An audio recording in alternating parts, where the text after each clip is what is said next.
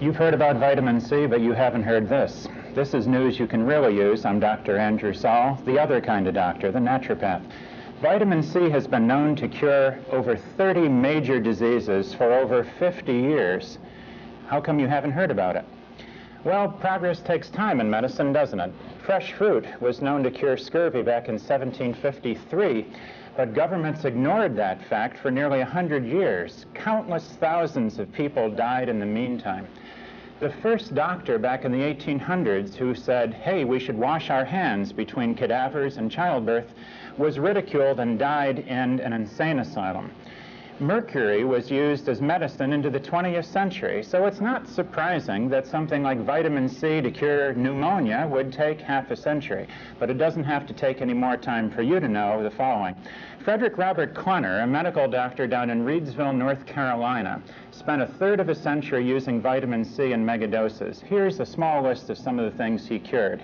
Not only pneumonia, but also chickenpox, measles, mumps, tetanus, polio, encephalitis, herpes simplex, mononucleosis, arthritis, bladder infection, leukemia, atherosclerosis, diabetes, glaucoma, multiple sclerosis, complications of surgery, and chronic fatigue syndrome. If you're interested in knowing more about vitamin C and curing real diseases, this program and others to follow are going to give you that kind of information and some references so you can find out for yourself just how valuable this substance is. It is difficult to ignore these doctors' successes with vitamin C, but it has been done. Dr. Klenner wrote, some physicians would actually stand by and see their patient die rather than use vitamin C in high doses because in their finite minds it exists only as a vitamin. This is not the way it ought to be. William J. McCormick, an MD in Toronto, Canada, found that vitamin C does not cause a kidney stone, it dissolves them, it cures them, it prevents them. Dr. Klenner and Dr. McCormick and Dr. Linus Pauling and many other eminent researchers and physicians have all said, if you want results with vitamin C, you have to use enough. Hello and welcome to Doctor Yourself, a program whose aim is to put you back in control of your health. Thanks to Dr. Saul, common everyday maladies and even serious diseases are now within the reach of all of us in terms of our own health, in terms of helping to put ourselves back into good health. And it's the way of the doctor of naturopathy to use only the natural methods, without drugs, without surgery, and even without high cost. You'll be seeing about all of these types of things as well. Doctor Yourself will give you simple directions on things that you can do to improve your health cheaply, safely, and very, very surely in the ways that Dr. Saul has put forth in his very excellent book, Paperback Clinic, which we will be referring to, which is by and large the script for this program. And we'll be talking more about that and how you can get it. But Andrew, I've got to say, vitamin C is something that I've really become a convert to. But how much vitamin C is enough, and how much is too much? Well, the most important thing people have to realize, I think, Jim, is that we've been told that if you just eat the 4 food groups, have a glass of orange juice, that is enough C.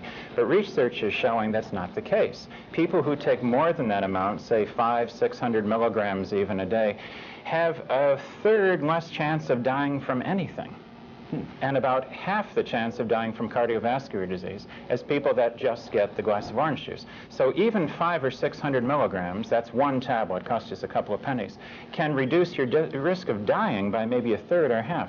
If people take larger amounts, especially as Linus Pauling has said, when you're sick, this might be 10,000, 20,000 milligrams a day, then we find that the duration of viral illnesses is much shorter. But if we start to go to what Dr. Klenner, who I mentioned in the very first part of the program, would use, we find that if you use 50, 60, 70,000 milligrams a day, the viral illnesses might be done in 48 to 72 hours or even less. That is a phenomenal amount, because as I recall, the RDA, the U.S. RDA, is 60 milligrams. Is that right? That's right. Which I mean, it seems appallingly low. Well, figure this one out. If you'll forgive the pun. To follow up on that, if we look at the animal kingdom in general, we find that most animals make their own vitamin C. Okay. There are some who can't, and we're among those who can't. Guinea pigs cannot make their own vitamin C. Which is why they use guinea pigs. It's a good reason to. Yeah. By the way, if they're using rats or mice for an experiment, it'll throw the nutritional or illness experiment off, because the mice and the rats can make their own C. We don't know what made them better. But with guinea pigs or human beings, the need for vitamin C goes up when you're sick. So a sick animal would eat more vitamin C. Okay. Or an animal that makes its own vitamin C, like a goat or a dog or a cat, an animal will make more vitamin C when it's sick. Now, the weird thing is that even healthy animals throughout all of nature, per human body weight equivalent, make between 2,000 and 10,000 milligrams of C a day. This is through all nature. And the government says we need 60. Now, somebody's made a small mistake here. Now, you're saying that in other words, these animals manufacture their own within their body systems. Most of them do. Okay. And they make much more than the government has suggested we have to have.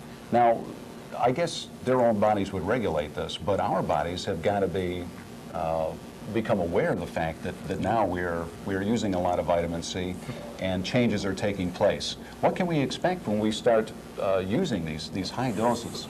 Well, vitamin C. The first thing that most people experience is if they take a modest amount of vitamin C in addition, that they will have fewer incidences of illness in general. But if someone uses vitamin C the way Robert F. Cathcart, a medical doctor in San Diego, uses vitamin C, Cathcart will say, if you're ill, take vitamin C to bowel tolerance. Now, bowel tolerance is just what you think it might be. You take as much vitamin C as you can possibly hold, but not so much as causes watery, explosive diarrhea. Now, nobody wants that, and nobody needs to get it. The point is, vitamin C at saturation levels is what is antiviral and antibacterial. It lowers fever, and it acts as an antihistamine. Now, I'd like to make it real clear that I don't sell vitamin C. I don't have any connection with anybody who does. The thing I want to bring forth here is that real doctors, medical doctors, and competent researchers have been using megadoses of C, 20, 40, 60,000 milligrams a day, to cure real diseases for a long time. If your doctor hasn't told you that, how come? Yeah, the thing that, I mean, it's nothing that my doctor's actually said anything to me about. I mean, if I have a cold, I mean, it's drink lots of fluids. That's still good advice. Presumably juices with vitamin C and this kind of thing, orange juice and that sort of thing. But I can say from my own experience, having spoken with you back in March when we first met, began taking 4,000 milligrams of vitamin C daily. 4,000 already? Good. Yeah. And, I mean, I had no adverse physical effects from this amount, this large a dose, which is really not... You're only getting what a gorilla would get. Right. Okay. That's the kind of what I went by. If a gorilla can do this, I can do this. That's right. But the thing that I noticed was that ordinarily, during this time of the year, in the springtime, I would have a lot of allergic reactions to things that are going on in the air, which a lot of people do, but I have not. That's right. And this is one of the first things people notice. Vitamin C does have an antibiotic effect. I've worked with so many people, students and others, who used to have allergies, and the primary reason they've got them under control, in addition to changing their diet and doing other common sense things, is they've increased their vitamin C level. And when you increase the C level, you get results. The little jingle I use is take enough C to be symptom-free, whatever the amount might be. That is the key. It's a little corny, but it works. Cathcart is no fool. Now, this is a medical doctor out in San Diego, and he is a specialist in allergy. And Cathcart does not use allergy shots. He does not use the usual drugs. He gives megadoses of C, and believe it or not, he gives, in some cases, serious viral illnesses, for instance, up to 200,000 milligrams a day of vitamin C. Now, you are not going to need that much. I'm not going to need that much. But someone who is very sick, perhaps with pneumonia or perhaps with AIDS or some very, very dire illness, they might actually hold 100 or 200,000 milligrams of C without diarrhea. And I'd like to mention without toxicity either. Vitamin C has been called by these researchers and physicians the safest substance a person can put in their body. Yeah, now there is a lot of controversy about that. And at one point, it was even suggested that vitamin C and I believe it was vitamin A would become prescription drugs. Well, that was fortunately changed because 21 million letters were received in Washington from voters like you and I who said, no, wait a minute, we want free access to vitamins. That has been decided by Congress, and we're glad of it.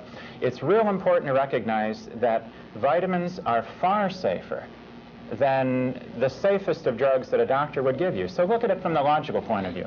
Maybe you have a need to take an antibiotic or an antihistamine. That's fair enough. You go to your doctor for medical opinion, which you should do anytime you need medical help. I'm not going to be your doctor. I'm strictly a teacher and consultant. But we also know that, as Benjamin Franklin says, the best doctor gives the least medicine. And Hippocrates, the founder of medicine, said of several remedies, the doctor should use the least sensational. Now, vitamin C is a perfect example of good medicine because it is safer and incidentally a lot cheaper than most prescription drugs. And this may be one of the reasons your doctor hasn't told you about it. The detail men, the pharmaceutical salesmen who come to the doctor with the drug of the month, have no financial incentive or reason to get people using a cheap, harmless vitamin. And what we want to bring to the viewer's attention is, I'm not making this up. This is something you can see for yourself. The references are there. Your librarian, of course, is a good source to help you. And the book that I wrote called Paperback Clinic has lots of references as well. We want people to know that they can do something about this. They can stop living with an illness. They can learn to live without it. And basically, ladies and gentlemen, that is the main message of Dr. Yourself, and we will indeed bring you up to date on all types of things that vitamin C can be used to help in terms of your physical well-being, recovery from disease. But we're going to take a break right now to bring you something that I think will be kind of fun and interesting. And has nothing to do with vitamin C. Precisely. But it will help you to preserve your eyesight. We hope you're enjoying Dr. Yourself on FLTV. And if you would like to receive a free vitamin C information packet, simply send a self-addressed stamped envelope to Dr. Andrew Saul, Hamlin, New York, 14464. He'll be glad to send you one. And now, back to Dr. Yourself.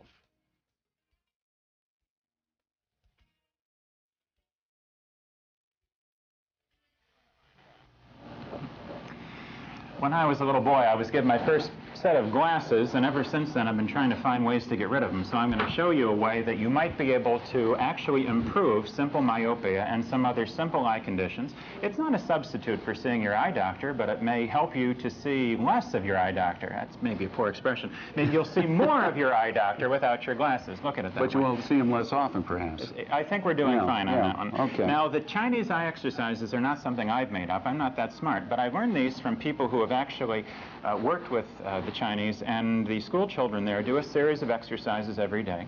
Relatively few Chinese wear glasses, and this is one of the reasons.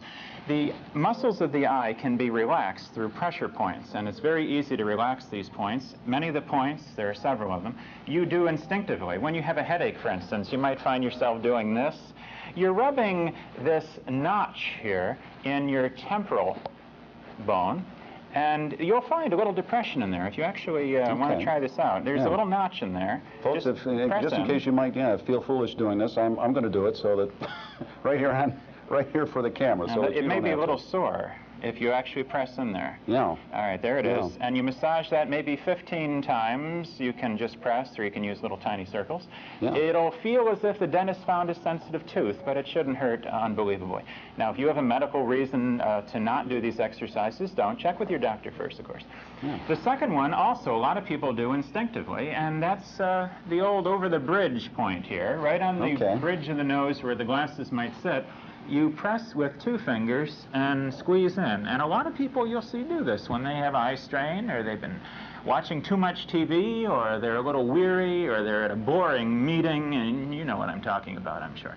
You press here and 15 times over the bridge of the nose. So that's 1, 2. That's 2 already. Now the third one I especially like. I call this the Boris Karloff exercise, because you'll feel like Frankenstein when Karloff was made up as the monster. And you take your thumbs, put them in the supraorbital notch. There's a little notch in the top of the orbit of the eye. Oh, yeah. That's above the eye. You can feel it. There's a little notch there. Yep, there and sure you take your fingers and put them at the margin of your hairline, or where your hairline used to be, depending on your situation. So you put the thumbs up here like that, and then you massage like so. Now you look even more silly doing this than with the other ones, but it works. You massage the forehead and the upper margin of the orbit of the eye about 15 times. You feel silly, you feel like a loaf of bread being baked, and you're done. So that's 1, 2, 3. The next one is apart from the nose by about a finger's distance. So you smile and make that nice smile line that everyone loves to see. Mine's under my beard, but yours can be seen easily. Yeah. There we are. You smile, make a smile line, and 1 finger's distance out on the smile line, you press. 1 finger distance out. You press, and that is actually where the facial nerve comes out of the maxillary bone.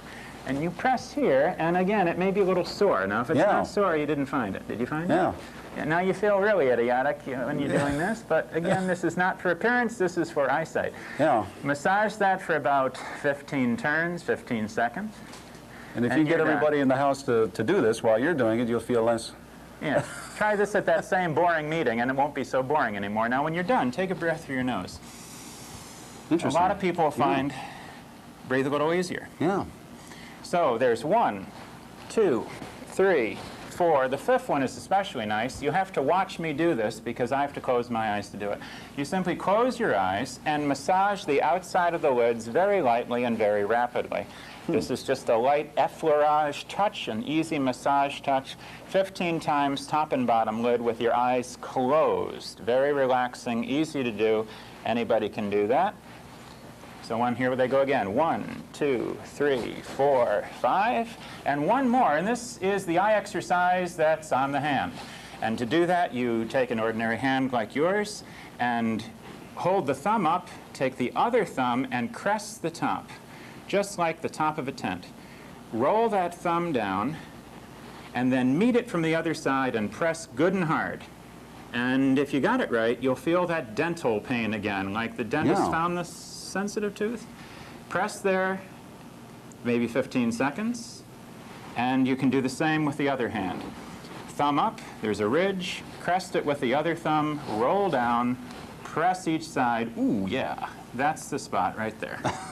Yeah, that can be a little tender.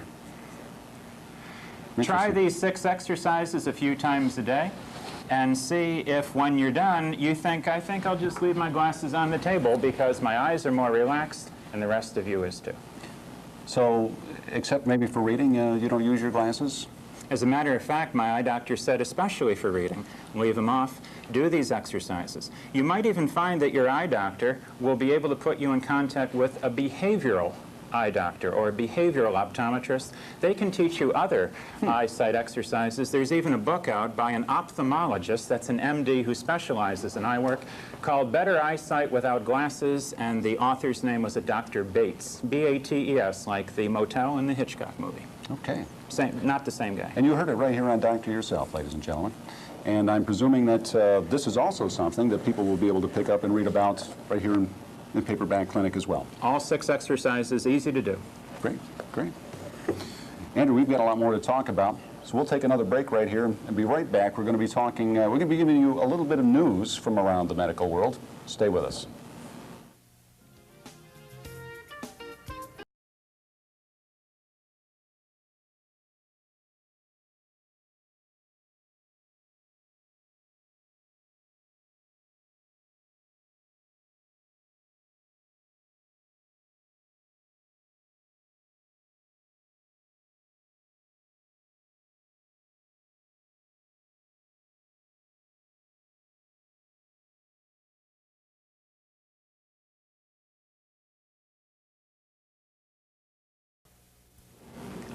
And now for the news. This is nutrition news that you can actually use at home.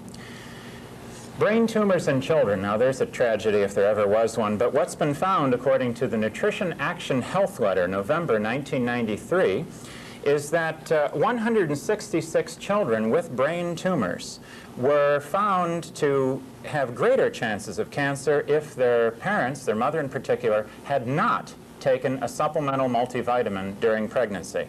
As a matter of fact, it's in that first 6 weeks, before a woman even knows that she's pregnant perhaps, that the most important nutritional work is done. The bottom line, all people should always take a multivitamin. That way, if a woman is pregnant and only finds out after 6 weeks, she's covered. The news for your heart. We find that people that take more vitamin E, beta-carotene, and vitamin C have less heart disease. Here's an example. Vitamin E, as an Edward, is protective against hardening of the arteries, says a study from the University of California.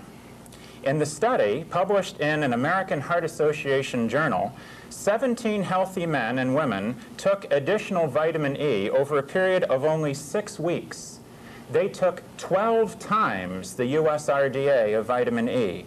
And what they found was that they had less oxidation of so-called harmful or bad cholesterol, LDL, and they had higher levels of HDL. This meant less hardening of the arteries and less risk of heart disease. It's been noted that you cannot get 12 times the RDA of vitamin E, even from the best planned diet, so a vitamin E as an Edward supplement of a few hundred units a day could save your heart and save your life. Can a multiple vitamin improve your immune system? A simple multiple vitamin can do that, says John D. Brogdon and his colleagues at the University of Medicine and Dentistry in New Jersey. 60 healthy men and women aged 59 to 85 took either a multivitamin or a dummy pill, a placebo. The immune function in the vitamin takers was, quote, significantly improved, unquote. There were more disease-fighting white cells, such as T lymphocytes. In fact, there was a 64% improvement. Not bad. Immune system bolstering with a multivitamin every day. No, you can't just get it from a balanced diet. The 4 food groups are good, but we need our vitamins in addition. Fascinating news, Andrew, and I think it's good news for those of us who are taking our regular multivitamins. And in order for folks to get some information about how to get enough vitamin C, how much is enough, information on vitamins, we would encourage you all to send a self-addressed stamped envelope to the address you see on your screen, so that you can get some of the references and some of the hard information you may not have caught the first time, because it is vitally important. Specifically, this is a vitamin C information sheet, and if you send a self-addressed stamped envelope to Dr. Saul in Hamlin, New York, 14464, we'll send you the vitamin C information sheet at no charge, but you do have to have that self-addressed stamped envelope, and then we'll do our part for you. We'll also let you know about how to receive a copy of Paperback Clinic as well, for a lot of the information that you'll be hearing right here on Dr. Yourself. The thing that we also would encourage you to do is write in with your questions to the same address, write Dr. Saul, and we will use your question right here on Dr. Yourself to, I suppose, give a diagnosis and a treatment. Well, actually, Jim, we're not going to give either a diagnosis or a treatment in truth, because that legally and properly can only be done by your own licensed medical physician. Good point. But we will teach you the ways of the diagnosis and the alternatives in treatment, so you have all of the information and not some of it. We should use a medical professional when we need one, but we also have to remember that we are our own best doctor, knowledge is power, and an ounce of prevention is worth a pound of cure, and at today's prices, probably a ton. And now, talking about cost, let's close out this edition of Dr. Yourself with a little information about how to have health, though broke. How to have health even if you are flat broke. People think, oh, I've got to buy this, I've got to buy that, I have to buy the vitamins. Well, it's good to spend a little money on the vitamins, but you can have good health without spending a dime. And here's some ways not only can you not spend, but actually make money being healthy. First of all, we've talked about the 4 food groups. They're not adequate. Well, that's because we've got the wrong 4 food groups. The new 4 food groups, according to the Physicians Committee for Responsible Medicine, this is an organization made up largely of MDs and the public, suggests that we should have 4 new food groups. Toss out the meat group, toss out the dairy group, and here are our new 4 food groups. Legumes, those are peas, beans, and lentils, that's one group. Grains, fruits, and vegetables. Everything else is a condiment. Now, by eating this way, you become sort of a vegetarian. But by becoming sort of a vegetarian, you're going to save sort of a lot of money. And with the money you save, you're easily going to cover your vitamin C, and probably, if you do this for 18 years, you can send your kids to college. My wife and I have saved $30,000 in an 18-year marriage by avoiding meat. The new 4 food groups save you money and save your health. Peas, beans, and lentils are the legumes, the grains, the fruits, the vegetables. Everything else, a little bit perhaps, for flavor. Excellent.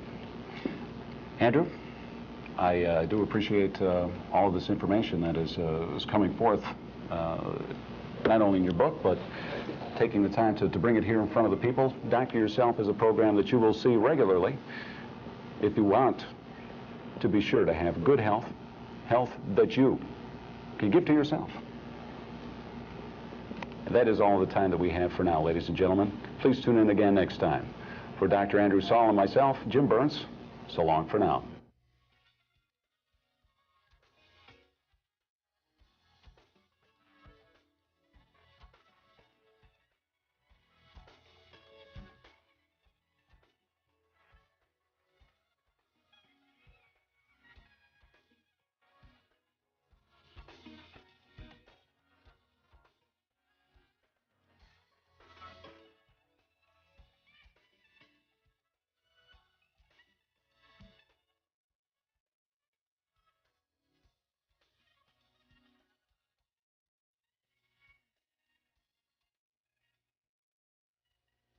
Actually stand by and see their patient die rather than use vitamin C in high doses, because in their finite minds it exists only as a vitamin. This is not the way it ought to be. William J. McCormick, an MD in Toronto, Canada, found that vitamin C does not cause a kidney stone. It dissolves them, it cures them, it prevents them. Dr. Quenner and Dr. McCormick and Dr. Linus Pauling and many other eminent researchers and physicians have all said, if you want results with vitamin C, you have to use enough.